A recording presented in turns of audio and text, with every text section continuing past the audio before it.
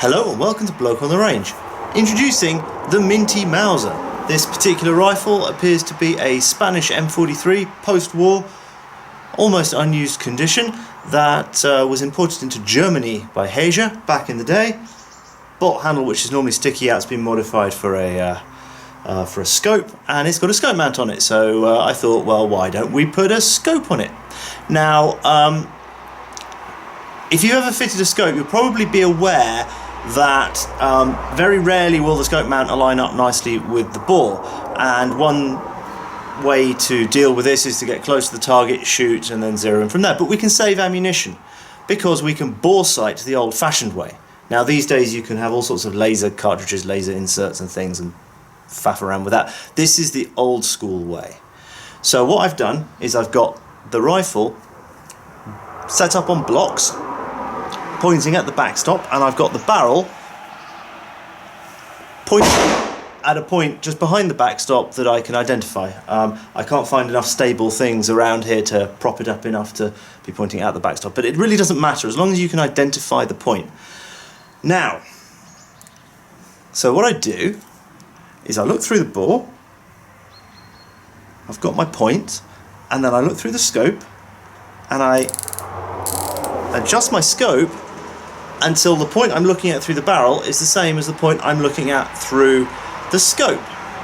Now, if you're doing this at 300 meters, you might, for instance, want to point the barrel about a foot over the center of your target and then align the crosshairs on the target.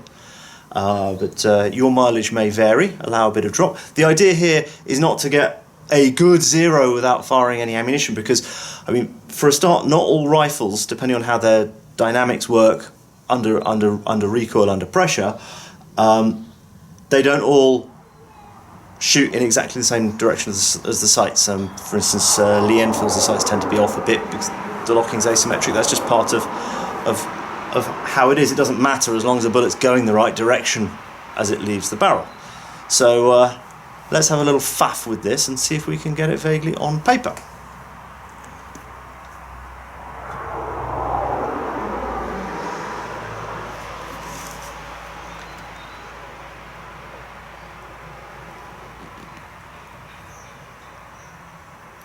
Okay, I've got an identifiable point, and then I need to go that way.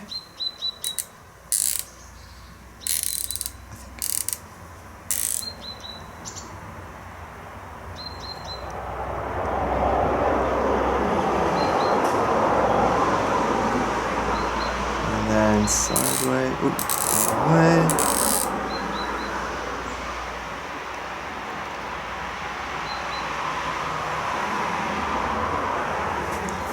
That should get me close enough, but we'll fire a few rounds and see.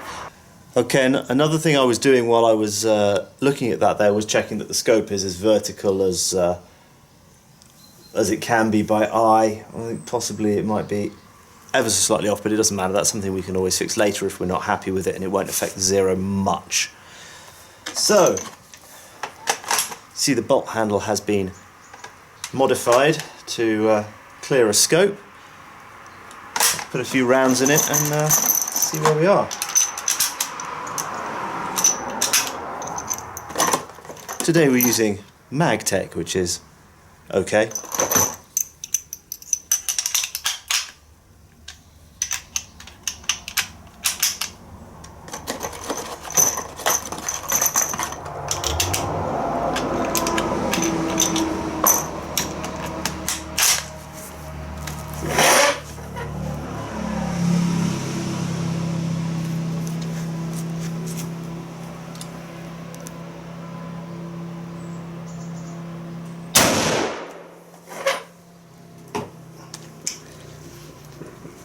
That was a mistake.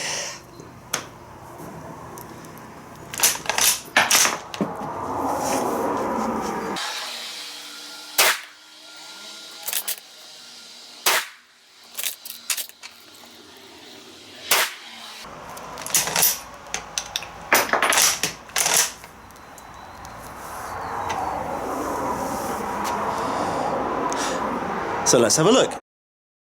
Now it turns out this camera has an awesome zoom, so we don't actually have to go all the way there.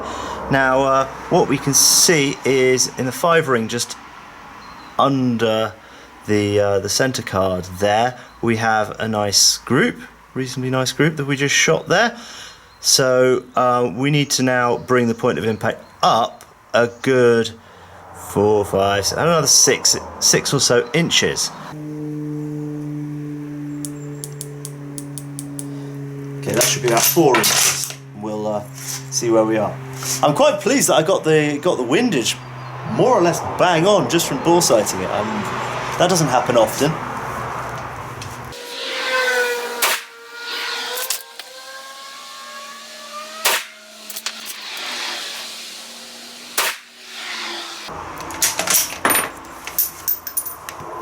So let's zoom in and take a look.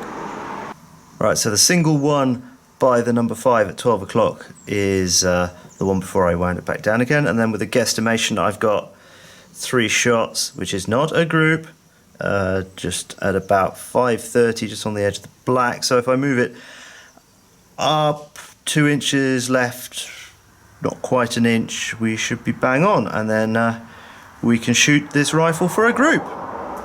Just a little note on this scope, this is a Bushnell straight scope, low profile. I had this on Franken rifle, and with this scope it's a 1.5 to 5 power, and I shot prone off a bipod, a bunch of half mower and a bit sub half mower. Best group was a 3rd mower, 5-shot groups with Franken rifle with hand-loaded 7.62x39.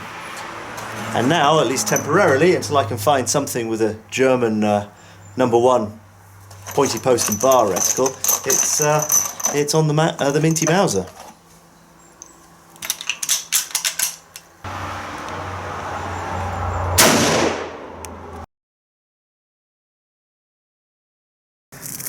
So I don't actually know which one it was I pushed. It's possibly that one. That went in earlier. The recoil is actually pretty stiff on this. So let's just take the full, biggest possible size of the group, centre to centre. It's probably about 40, 43. I mean, bitten by a fly. About 43 millimeters, which is 100 meters would be. Blokelet, 43 times 2. 43 times 2 is 84. No, 86. 86 millimeters. Which, compared to the expected factory accuracy of a short Mauser, is actually a pretty good group. So, there you go. One way to save on ammunition, which is not getting any cheaper. So I hope you enjoyed the video. Please like and subscribe. Please consider supporting us on Patreon if you haven't already done so. And see you again on the range sometime. Bye. Bye. Bye.